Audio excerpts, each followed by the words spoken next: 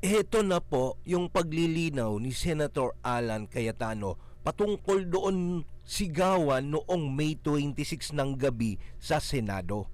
Kung napapansin nyo, paulit-ulit na, ay hindi kami nabigyan ng pagkakataon para magdebate. Marami kaming katanungan para mas malinaw sa inyo. Ito yung talagang ah, pangyayari. Ano ba talaga ang pinag-uusapan? Bakit may paulit-ulit na sabay walk out? Eto po. Pa ho kami doon. Ang pinagbobotohan pa lang ho, whether or not pag-uusapan ito. So again, to the heart of Usapan democracy, pa lang.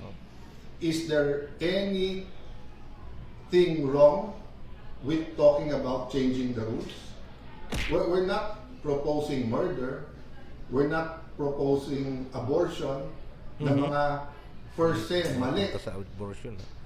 na dapat hindi pag-usapan kasi ayon sa konstitusyon natin mali. Ang pinag-uusapan po natin kung sa mga panahon na ngayon, given the threat sa Senate, given the different attacks on the Senate, given the different attacks on individual members of the Senate, yung experience po namin nung minority pa kami kung paano pigilan na magbuo ng majority. Yung mga threats na tanggap namin. I'll go to that later. Threats. And in the next few days, option po ng ibang mga senador yon maglabas ng ebidensya sa mga Ilalabas. pananakot na ginawa para hindi namin mabuo yung independent na Senado.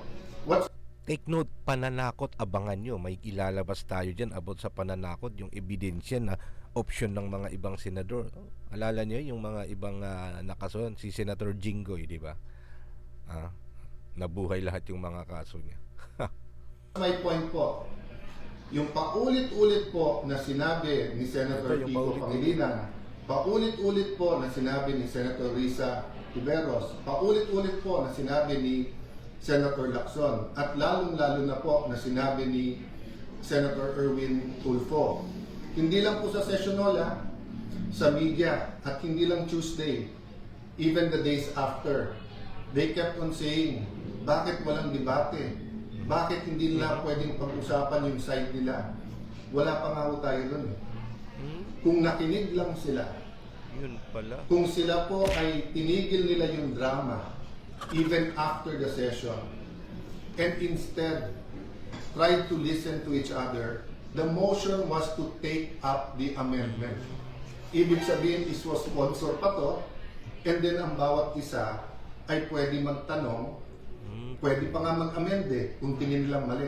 Advance. So I won't dwell on that, but just to say that the starting point has to be the truth. And ang problema, if you're on their side, dun sa 11, na 11 po kayo, kasi po sinasabi nila, wala silang chance na Na magtanong 11. ng paliwanag. Wala pa nga ho dun eh. Meron chance. So sabi nila, tyranny of the majority. Hindi po. Tyranny Tulfo to.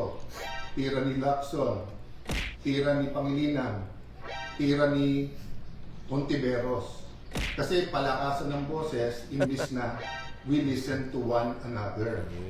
Senator Lacson, I respect, he stood up and says, Anyway, di ba? At least malinaw.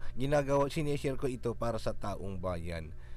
And gusto ko yung taong bayan maging malinaw din po na malaman din po natin yung mga both sides nakikita natin. Alam naman natin na nagkalat ang mga update, mga interview sa stream media, sa social media. Kasama din po ito na karapatan ng taong bayan para ibahagi yung mga totoong pangyayari doon sa loob and yung mga side ng minority, majority. So anyway, ang masasabi ko lang po, tama, pag-usapan na lang ninyo ng mabuti kung ano yung makakatulong kasi iisa pa ring body yan. Kahit sabihing minority o majority, senator pa rin kayo ng buong bansa. So pag hindi nyo ginawa kung ano ang tama para makatulong sa taong bayan, ang kawawa dito yung mga nagluklok sa inyo, yung mga taong bayan. So i-balance po ninyo. Naintindihan namin na merong mga grupo-grupo yun, may faction doon, pero alam kong matatalino kayong mga senador, kaya ninyo. We support you. Basta tama ang gagawin nyo, suportahan po natin mga kabunits, mga kababayan.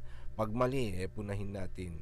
Tulad nitong sigawan, nagkaroon ng mainitan pagtatalo at ang daming interpretation na lumabas. Ito rin yung naunawaan ko doon sa divide, no? Divide house, kasi nga hindi sila magkaintindihan, so majority. So alam ko din naman na mananalo yung majority, yung hanay ni na Senator Alan, kasi 12 sila.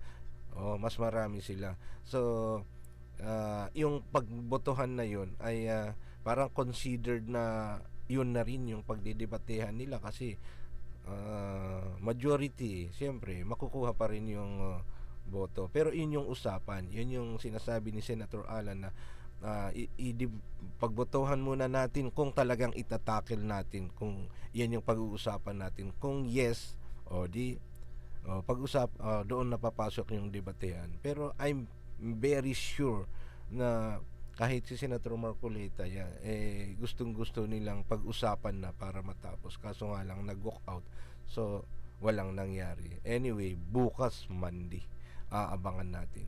So maraming salamat mga kabunets. Kung gusto nyo pa yung mga ganitong reaction, highlight, then consider na subscribe in our channel para ma-update kayo sa mga susunod na ating highlight, no?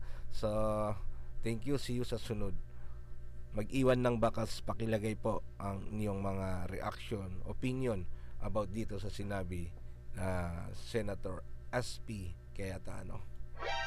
Alright, thank you. Para na magbudod, kaya ligiri, parang